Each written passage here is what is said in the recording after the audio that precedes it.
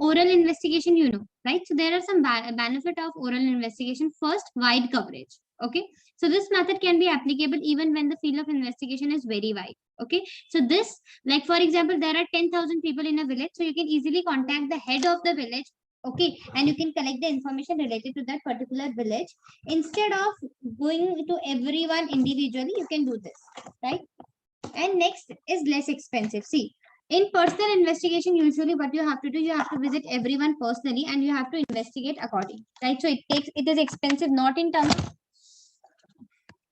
not only in terms of money, but in terms of other things like time, energy, all that, right? But this method is less expensive. Now coming to next, which is expert opinion. Using this method, an investigation can seek opinion of the expert. See, the person who is the head of the village, he know everything about the village. So you are taking the expert help in completing your finishing of your data. Next, free from biasness. See, over here, for this particular person, the villager or something, see, biasness is that topic which you can mold in a positive way as well as in the negative way. Okay, so free from biasness. This method is relatively, see, in personal biasness, I am visiting everyone personally. So accordingly, I can change my mind. Okay, I can do the favoritism or something.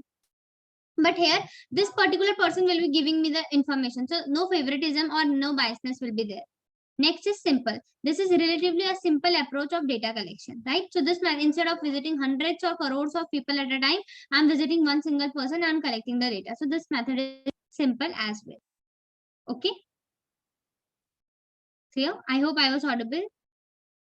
Yes, ma'am. Students, I was audible. I can hear you. Yes, ma'am, you were. Yes, ma'am. Wait a minute.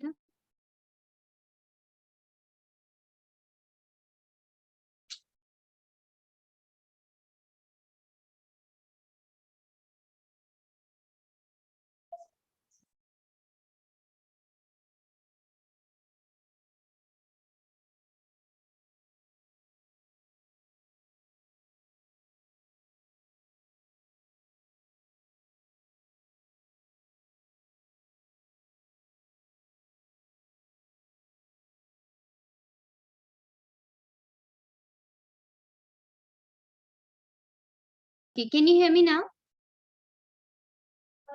Yes, ma'am. Okay. Okay, so yeah, it's free from biasness and it's very simple. Now coming to demerits, first of all, it is less accurate. Okay, so less accurate means that over here accuracy is not, see, no, see, earlier when you were contacting personal people personally, the accuracy level was very high because you are directly coordinating with them. But here you are not coordinating with them directly, so it can be less accurate, right? The person who is giving you information, maybe he's not interested in your data and he's not giving you the right information. Next, bias. This can be biased as a person. The accordingly, what he can do, I ask the list. This is a classroom. He is the monitor. So I asked this monitor that please give me the list of intelligent students. So he what he did in the intelligent list student, he included all his friends. Right. So it can be biasness. So as I told you, biasness you can do in a good way as well as in a negative way as well.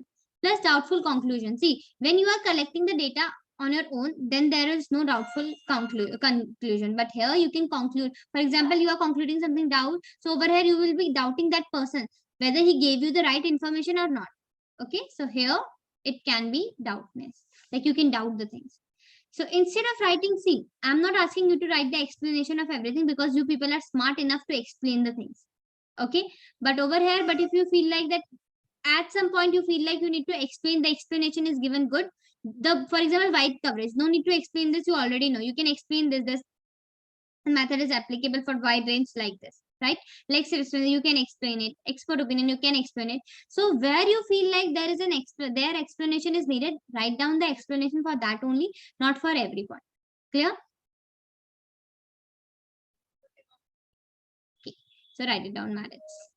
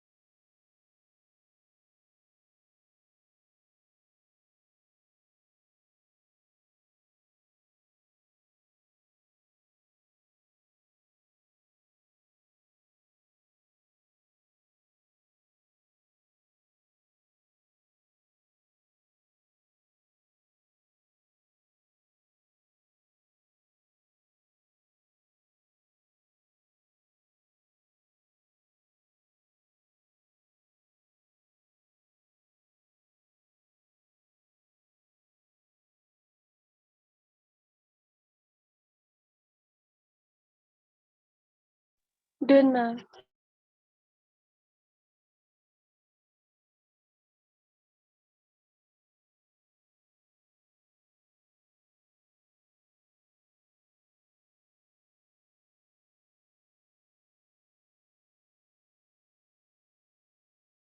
Okay, others done.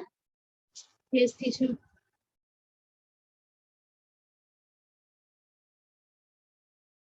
For this, see, this one you can doubtful conclusion, you can write the full explanation.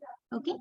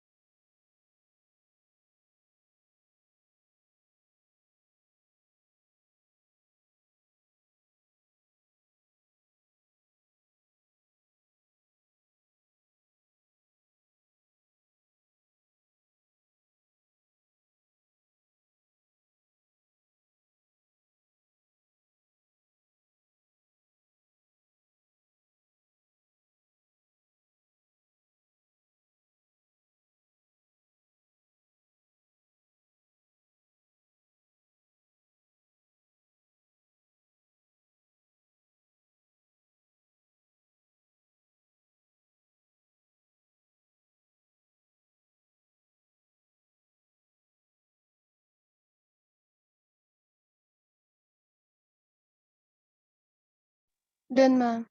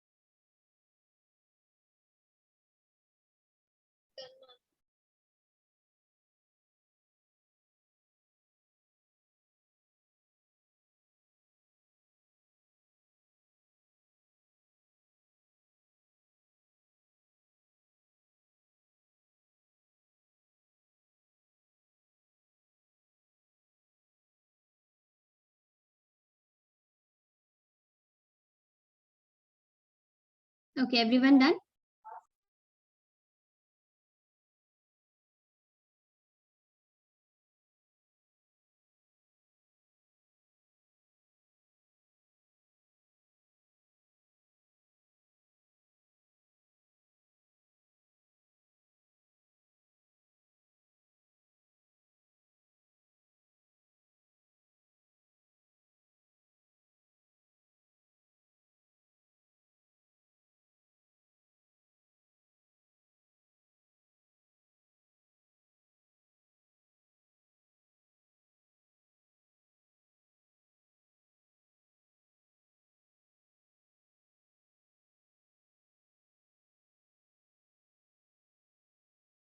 Okay. Now the next thing is difference between direct and the personal investigation and indirect one. Okay. So first difference is in case of direct personal investigation, the investigation established direct contact with the informant. On the other hand, in case of indirect oral investigation, information is obtained by contacting other than those about whom information is sought. Okay, so in personal, you are coordinating or contacting the person individually, but here you are obtaining the information from someone else. Second, direct personal investigation is generally possible when field of investigation is small On the other hand, indirect oral investigation is generally preferred when the field of investigation is relatively large. Third, in direct personal investigation, the investigator must be well versed in the language and cultural habit of the informant, right? For example, if I'm collecting the data of Maharashtra, so I should be aware because I'm coordinating with the people personally. So I should know the culture, language, everything of that person. But here in indirect oral investigation, no such requirement is there because the person from whom you will be collecting the data, he is already well, educated and he is, you can say, well versed in the language and the cultural habit of that particular place. Now, direct investigation is relatively costlier than indirect investigation. Now, how you will write basically, you will make a table. Okay, here you will write indirect, personal one, and here indirect.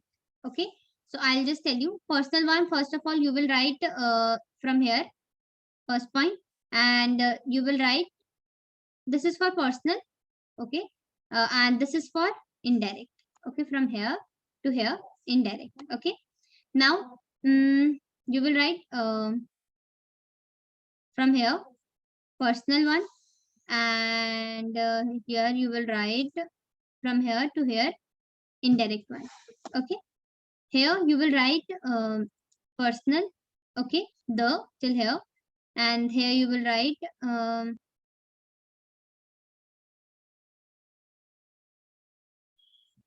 okay, indirect. Here you will write it is relatively costlier, and you will write it is cheaper. It is cheaper than personal investigation, or you will write it is relatively costlier than indirect investigation. Clear? Getting the point, girls? Okay. So Yes, start ma'am. writing from here. Just make a table, like just put a gap and make a difference and write the heading hashtag difference between indirect personal investigation and indirect oral investigation. Write the first point and then let's go down.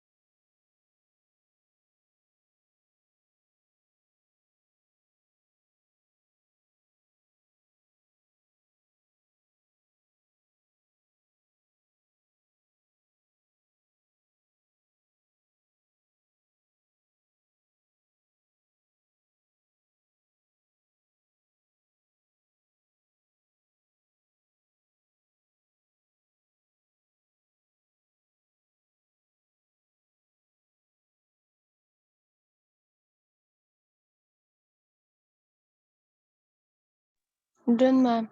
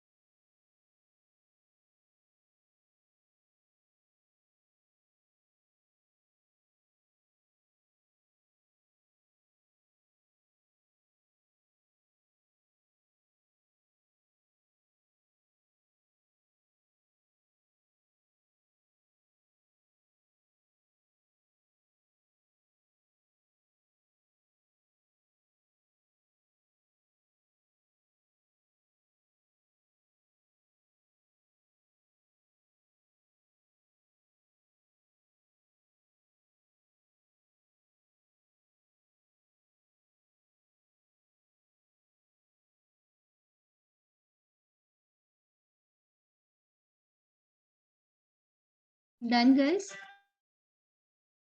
Yes, teacher.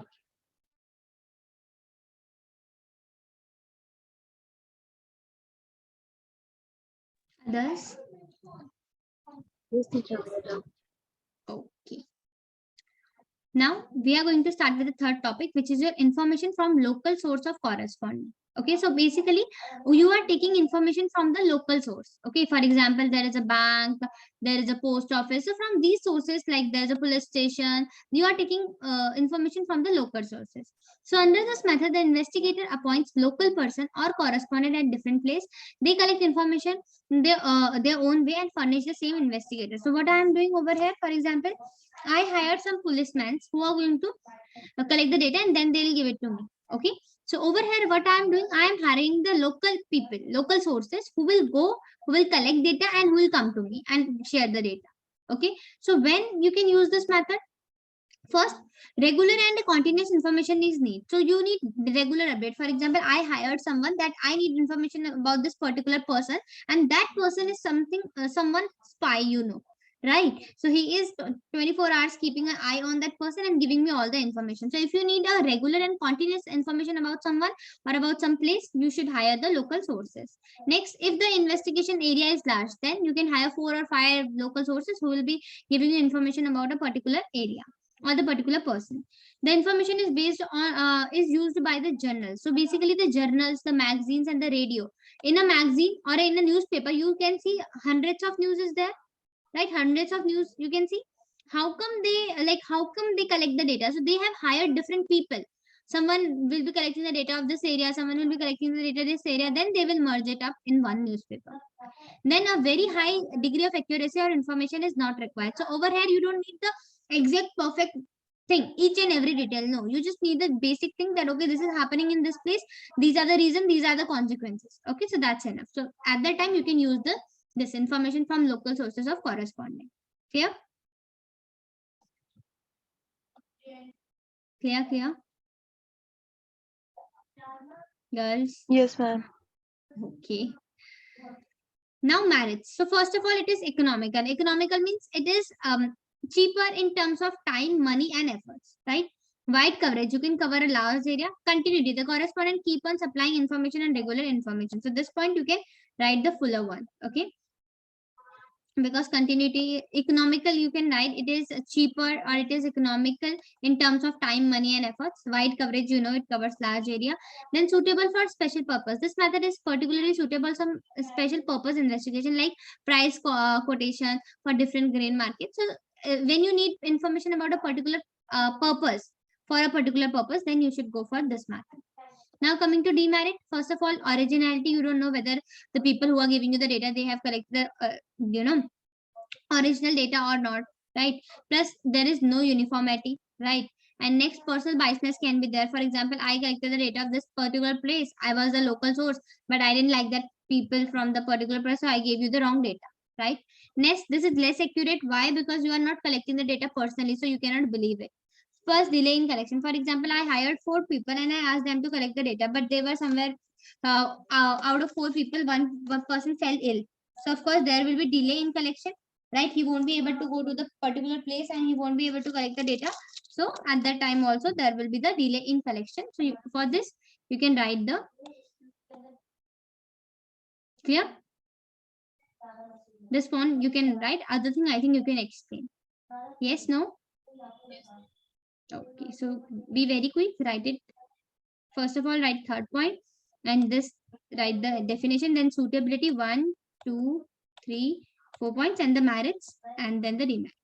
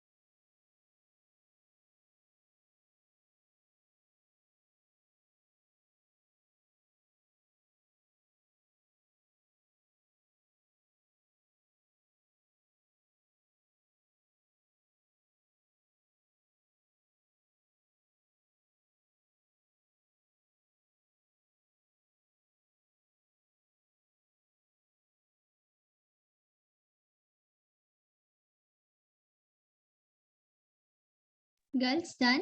Marriage? Yes, teacher.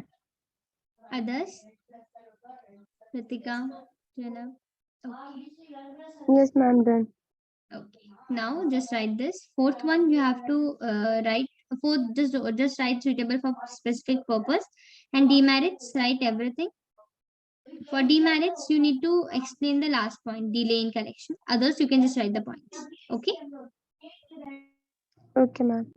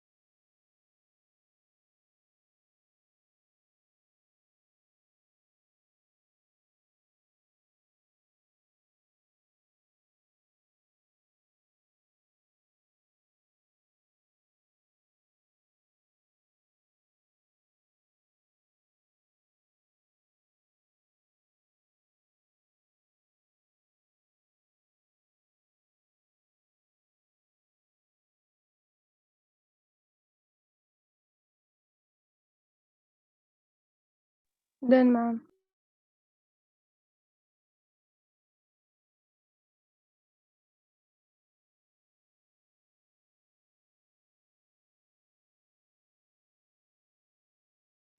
Yeah, I'm done.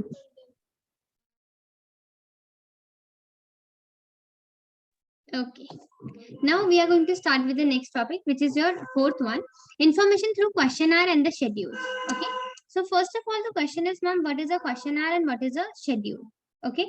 So see, we are discussing all the points one by one, like all the methods through which you can collect data. So over here, what happens? You prepare a question paper like this. Okay.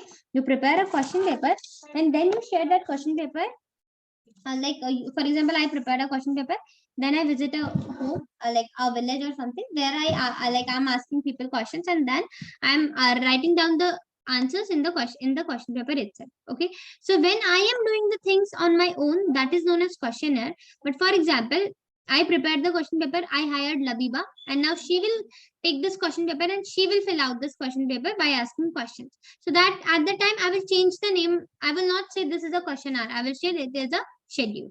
Clear? Both are same thing. But if I am filling it by personally visiting to the people, that is known as questionnaire. But if someone else is finishing filling it in behalf of mine, then it is known as schedule. Okay. So fourth, you will write information through questionnaire and the schedule, and you will write under this method, the investigator prepares a questionnaire, keeping in view the objective of the inquiry. And you have two methods: either you will mail it, or you will hire an enumerator who will go and help you to fill the things. Okay. So first of all, just write this. Fourth, this, and till here write it down. Then we'll start with the mailing method.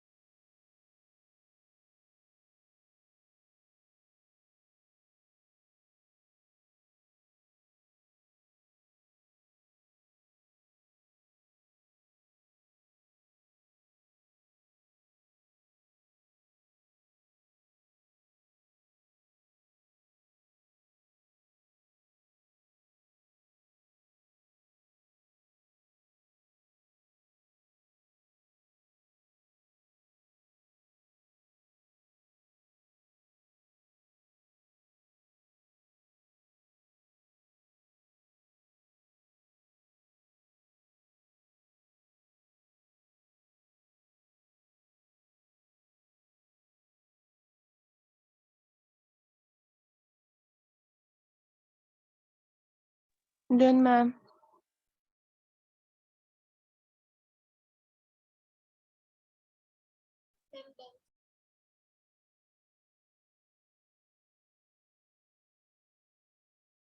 Okay. Now coming to mailing method. Ma'am, what is this mailing method? So under this method, questionnaire are mailed to the informant. Okay. A letter is attached with the questionnaire giving the purpose of the inquiry. It is also assured that the information would be kept secret. The informant notes the answer against the questionnaire and return the complete questionnaire to the investigator. So what is happening over mail? I am just preparing a mail, plus along with that I will prepare a note. Over there I will write the objective, why I need the data. Okay. And also I will write an instruction or the note over there that your information will be kept secret. Okay. And over here, what is this? I will mail it, the informant will receive it, he will fill it, and he will return it to the investigator. Clear? And what are the suitability of it? First of all, the area of study is very wide. For example, there are 1 crore people living in an area, so of course it's not possible for me to go to each and every individual. So what I will do mass mailing, and over there I will share all the questionnaire. Second, the information are educated. See, mailers and everything is being used by the educated people, not by the illiterate people. They don't know how to access the mail, right? So if the informants are literate, educated, then only I can use this method. Others, I cannot use this method. Okay. So we will write first mailing method and the everything, then suitability.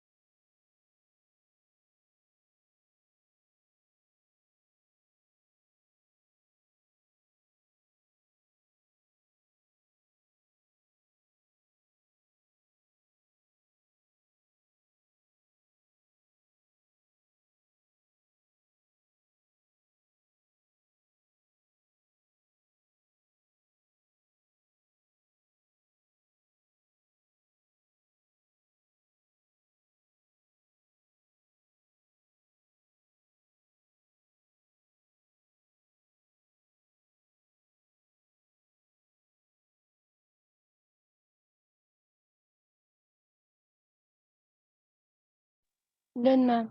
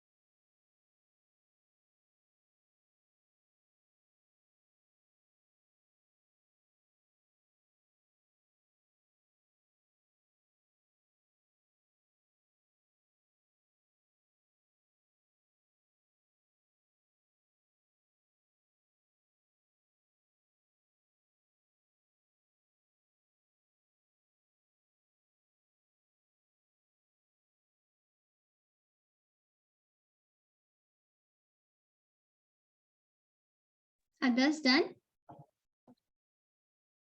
Yes, teacher. Okay. So now you will write merit. Merit is first of all economic. So in test economical in tech in context of time, money, and efforts. First, original. So over here, you get the original data because the person who will be getting the mail, he will himself answer the question. So you will get the original data. Next, wide coverage. In one go, you can cover the wide area. Okay.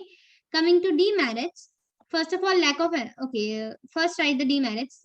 Demerits. I need to explain it. Okay, write merits, economical, original, and wide coverage.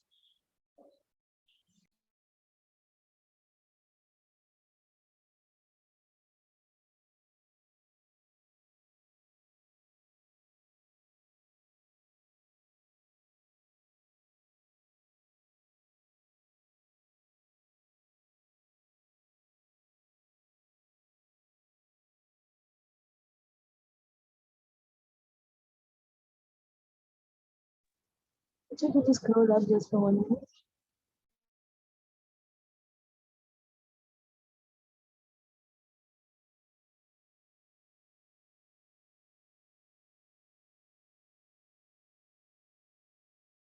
Teacher, I mean, can you scroll up just for 1 minute? Done, ma'am.